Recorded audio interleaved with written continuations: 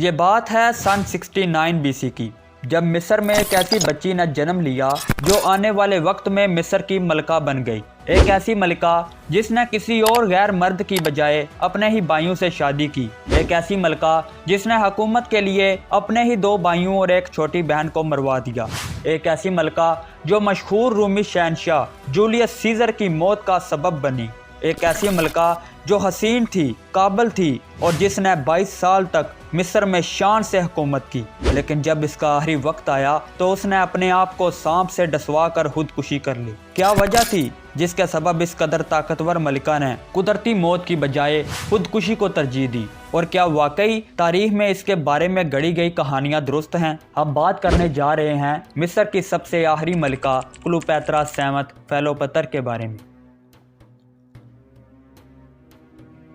السلام علیکم دوستو، وجی فیکٹس میں خوش آمدید۔ یہ کہانی شروع ہوتی ہے سن 323 قبل مسیح میں، جب عراق کے کسی مقام پر سکندر اعظم کی موت ہو جاتی ہے۔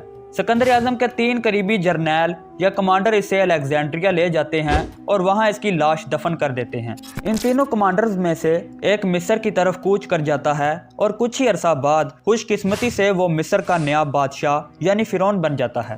اس کمانڈر کا نام ٹالمک سوتر بتایا جاتا ہے، جس کا خاندان مصر میں 300 سال تک حکومت کرتا ہے۔ ٹالمک خاندان کے آخری فرعون کے ہاں یعنی 69 BC میں ایک بچی کی پیدائش ہوتی ہے۔ اس بچی کا نام فیلوپتر رکھا جاتا ہے، جو بعد میں کلیوپیٹرا کے نام سے مشہور ہوتی ہے۔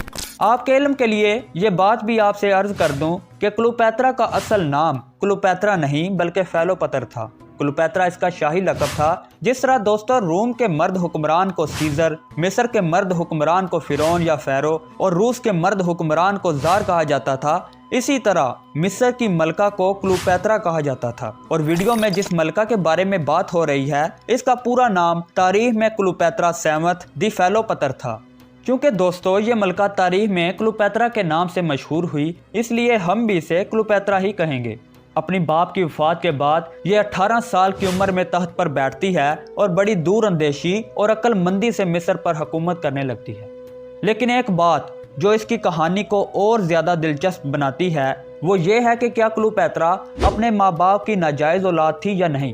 اگر آج کے زمانے کے مطابق دیکھا جائے تو واقعی وہ ایک ناجائز اولاد تھی۔ وہ اس طرح کے مصری شاہی خاندان میں دوستو یہ رواج تھا کہ وہ اپنی بلڈ لائن کو خالص رکھنے کے لیے اپنے ہی بہن بھائیوں سے شادیاں کرتے تھے۔ چنانچہ کلیوپیٹرا کے ماں اور باپ بھی اکثر تاریخ دانوں کے مطابق بہن بھائی ہی تھے جنہوں نے شادی کی اور پھر کلیوپیٹرا نے جنم لیا۔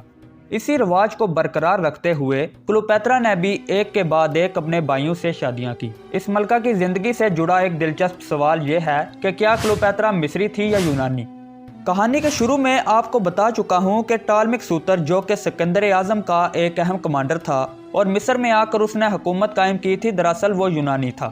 ٹالمک سوتر کے خاندان ہی سے تقریباً 300 سال بعد کلیوپیٹرا کا جنم ہوا، اس لیے آپ یہ کہہ سکتے ہیں کہ کلیوپیٹرا اصل میں یونانی تھی۔ لیکن آپ ہی بتائیے کہ 300 سال پہلے جو خاندان یونان سے مصر میں آ کر بسا، کیا اب بھی اسے یونانی یا مہاجر ہی کہا جائے گا؟ بالکل نہیں۔ کلیوپیٹرا کا خاندان بے شک یونانی تھا، لیکن اس میں جتنے بھی بادشاہ وہ سب اپنے آپ کو فرعون ہی کہتے تھے اور انہوں نے مکمل طور پر مصری کلچر کو اپنا لیا تھا۔ جہاں اتنی عجیب و غریب باتیں کلیوپیٹرا کی زندگی کے ساتھ جوڑی جاتی ہیں، وہیں یہ بات بھی بہت مشہور ہے کہ وہ اپنے وقت کی بہت ہی دلکش خوبصورت خاتون تھی۔ دوسری عورتیں اس کی خوبصورتی سے متاثر ہو کر اس کو اپنا آئیڈیل مانتی تھیں۔ کہا جاتا ہے کہ اس کی آواز اور ادائیں اس قدر دل نشین تھیں کہ لوگ اس کے دیوانے ہو جاتے۔ اسی طرح ایک دلچسپ واقعہ بھی اس کے حسن کے متعلق بیان کیا جاتا ہے کہ جب کلیوپیٹرا اور اس کے بھائی کے درمیان ہانہ جنگی چل رہی تھی تو روم کا شہنشاہ جولیس سیزر کلیوپیٹرا کی مدد کو پہنچا۔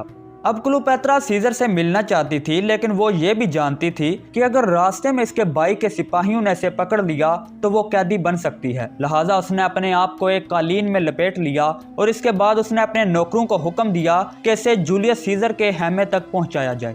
چنانچہ نوکروں نے اپنی ملکہ کے حکم کی تعمیل کی اور اسے سیزر کے خیمے تک بغیر کسی کو شک ہوئے پہنچا دیا۔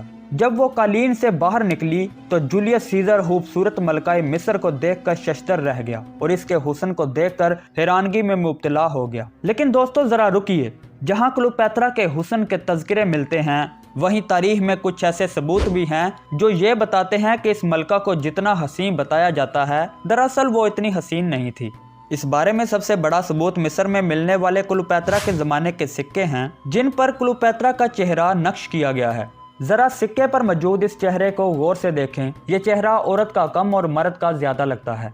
इसकी लंबी नोकीली नाक और मोटे मोटे नक्श किसी खूबसूरत औरत के तो हरगिज़ नहीं हो सकते। लेकिन दोस्तों, अक्सर हिस्टोरियंस ये कहते हैं कि क्लियोपेत्रा वाकई में हसीन थी, इस बात में कोई शक नहीं, और सिक्कों पर ऐसी शक्ल उसने जानबूझकर बनवाई थी ताकि दुश्मनों पर इसका रौब व दबदबा बना रहे। इसके अलावा जहां वो दिलकश खूबसूरत शक्ल की मालक थी, वहीं वो अपने बहन भाइयों की कातिल भी थी। मगर आखिर उसने ऐसा क्यों किया, आइए इस पर भी बात करते हैं। अपने बाप के मरने के बाद क्लियोपेत्रा ने अपने भाई से शादी कर ली। इस तरह क्लियोपेत्रा मिस्र की मलका और इसका भाई, जो अब इसका शौहर बन चुका था, वो मिस्र का फिरौन बन गया। लेकिन क्लियोपेत्रा मिस्र पर तने तनहा अकेले ही हुकूमत करना चाहती थी। इसी के सबब उसने अपने शौहर को रास्ते से हटाने का फैसला किया। दोनों फ़्रेकों के दरमियान हाना जंगी शुरू हो गई। क्लियोपेत्रा ने जूलियस सीजर की मदद से अपने शौहर को शिकस्त दे दी। शिकस्त के बाद क्लियोपेत्रा का शौहर दरियाए नील में डूब गया और इस तरह क्लियोपेत्रा ने अपने पहले भाई को ठिकाने लगा दिया। इसके बाद उसने अपने दूसरे छोटे भाई से शादी की और इसे भी एक साजिश के तहत अपने साथियों के जरिए कत्ल करवा दिया। दोनों भाइयों के मरने के बाद क्लियोपेत्रा की सबसे छोटी बहन ही बची और इसे भी मौका पाकर क्लियोपेत्रा ने दुनिया से फारग कर दिया। यूं ये मलका मिस्र के जिस आलीशान तख्त पर बराजमान थी, वो इसके बहन भाइयों के खून से ही रंगा हुआ था। इसके अलावा क्लियोपेत्रा तारीख के दो मशहूर जर्नैल जूलियस सीजर और मार्क एंटोनी की मौत की जिम्मेदार भी ठहराई जाती है। तारीख में लिखा हुआ है कि जूलियस सीजर और क्लियोपेत्रा के दरमियान एक गहरी दोस्ती थी। सीजर ने क्लियोपेत्रा की इसके भाइयों के खिलाफ जंग में मदद की थी। इन दोनों ने शादी तो नहीं की थी, अलबत्ता वो अक्सर इकट्ठे ही रहते थे, जिसके सबब जूलियस सीजर और क्लियोपेत्रा का एक नाजायज बच्चा भी पैदा हुआ, जिसे तारीख सिजेरियन के नाम से जानती है। जूलियस सीजर के मिस्र की मलका क्लियोपेत्रा के साथ दिन ब दिन बढ़ते इन ताल्लुकात से मिस्र के दरबारी और रोमी अशराफिया बहुत परेशान थे। उनका ख्याल था कि सीजर क्लियोपेत्रा के इशारों पर नाचता है और असल हुक्म रोम में क्लियोपेत्रा का ही चलता है। लिहाजा सन 44 BC में रोम के सेनेटर्स ने सीजर को कत्ल कर डाला। यूं सीजर की मौत के पीछे क्लियोपेत्रा भी एक बहुत बड़ी वजह साबित हुई। इसके बाद दूसरा एक अहम जर्नैल मार्क एंटोनी भी कहा जाता है कि क्लियोपेत्रा के सबब ही मरा था। इसकी कहानी कुछ यूं है कि जूलियस सीजर के कत्ल के बाद रोम में मुख्तलिफ ग्रुप्स बन गए जो हुकूमत के लिए आपस में लड़ रहे थे। इन ग्रुप्स या दड़ों में से एक दड़ा मार्क एंटोनी का भी था। एंटोनी चाहता था कि वो जूलियस सीजर के बाद रोम का नया बादशाह बने, लेकिन ये काम बहुत मुश्किल था। इसी वजह से इसने क्लियोपेत्रा को अपने साथ मिलाया और यूं रोम के मार्क एंटोनी और मिस्र की क्लियोपेत्रा के दरमियान इत्तेहाद हो गया।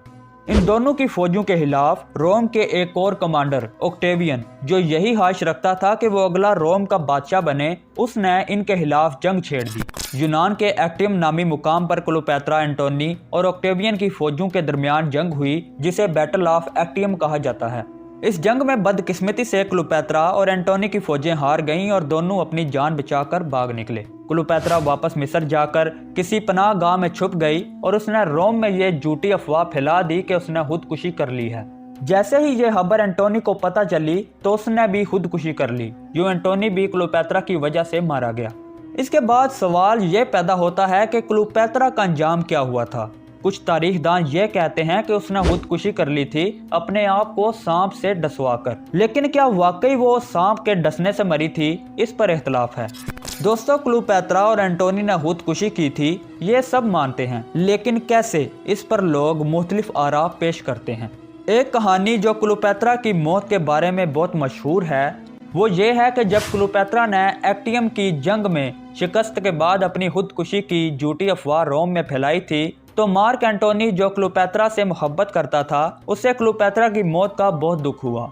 अपनी महबूबा की मौत का सदमा वो बर्दाश्त ना कर सका और उसने भी खुदकुशी कर ली। जब यह खबर क्लियोपेत्रा को पहुंची कि मार्क एंटोनी ने इसकी फैलाई हुई अफवाह की वजह से अपनी जान दे दी है, तो क्लियोपेत्रा भी गम में निडाल और पागल हो गई। चुनाचे एंटोनी की मौत का जिम्मेदार खुद को ठहराते हुए उसने भी अपने आप को एक सांप से डसवाया और इस दुनिया से चल बसी। लेकिन क्लियोपेत्रा वाकई एंटोनी की मौत की वजह से और सांप के डसने से मरी थी, इस बात में भी इख्तलाफ है। کیونکہ اتنی عظیم اور جہاں دیدہ سمجھدار ملکہ جذبات میں آ کر کبھی ایسا کام نہیں کرے گی۔ اکثر ہسٹورینز اس بات پر متفق ہیں کہ بیٹل آف ایکٹیم میں شکست کے بعد کلیوپیٹرا نے قید کی ذلت سے بچنے کے لیے زہر کھا لیا تھا اور یوں کلیوپیٹرا کی کہانی ختم ہو گئی۔ مگر دوستو ذرا رکیے، کہانی میں ابھی ٹویسٹ آنا باقی ہے۔ کلیوپیٹرا کی زندگی اور تاریخ کے بارے میں جو کچھ تاریخ میں بیان کیا جاتا ہے، مورخین کہتے ہیں کہ ہو سکتا ہے یہ سب جھوٹ ہو یا پھر سچ ہو۔ ایسا اس وجہ سے ہے کہ تاریخ میں کلیوپیٹرا کے بارے میں جو کچھ بھی لکھا گیا وہ اس کے دشمنوں نے لکھا تھا۔ یہ وہی دشمن تھے جنہوں نے جولیس سیزر کو قتل کروایا اور روم میں کلیوپیٹرا کے خلاف پروپیگنڈا کیا تھا۔ ایسے میں اگر آپ کا دشمن آپ کے بارے میں لکھنا چاہے تو آپ یہ اندازہ لگا سکتے ہیں کہ وہ آپ کو تاریخ میں بدنام کرنے کے لیے ہر جھوٹے واقعے کا سہارا لے گا۔ اس لیے کلیوپیٹرا کی زندگی پر بھی لکھی ہوئی تاریخ اور اہم واقعات میں بھی بہت زیادہ شک موجود ہے۔ لیکن دوستو کچھ بھی ہو، یہ بات سچ ہے کہ کلیوپیٹرا اپنے زمانے کا ایک اہم تاریخی کردار تھی۔ کلیوپیٹرا کی موت کے بعد مصر میں فرعونوں کی حکومت کا خاتمہ ہو گیا۔ اسی کے ساتھ مجھے دیجیے اجازت۔ اگر ہماری کاوش آپ کو پسند آئی تو ویڈیو کو لائک اور چینل کو سبسکرائب ضرور کر دیجیے گا۔ ملتے ہیں نیکسٹ ویڈیو میں، تب تک کے لیے اپنا خیال رکھیے گا۔ اللہ حافظ۔